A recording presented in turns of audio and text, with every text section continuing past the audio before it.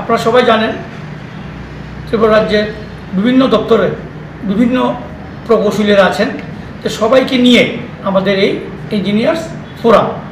আমরা ধরুন বিভিন্ন দপ্তরে আছি, বিভিন্ন কাজকর্ম করছি, আমাদের সুবিধা অসুবিধা বা বলতে পারেন ওয়েলফেয়ার অফ দি ইঞ্জিনিয়ার্স, এই বিষয়কে মাথায় রেখেই আমাদের এই ইঞ্জিনিয়ার্স ফোরাম ত্রিপুরা।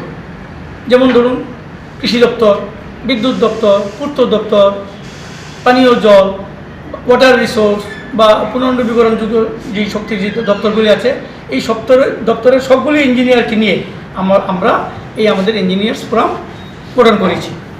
তা আমরা চাইছি এই কথা মাথায় রেখে আমাদের মধ্যে বিভিন্ন দপ্তরে যে আমরা কাজ করছি, আমাদের অভিজ্ঞতা যারা আমাদের অবসরে গেছেন, রিটায়ার্ড আছেন ইঞ্জিনিয়ার্স, এবং যারা আনএমপ্লয়েড বা বিভিন্ন পেশা ইঞ্জিনিয়ার্স আছে, সবাইকে নিয়েই আমাদের এই ফোরাম।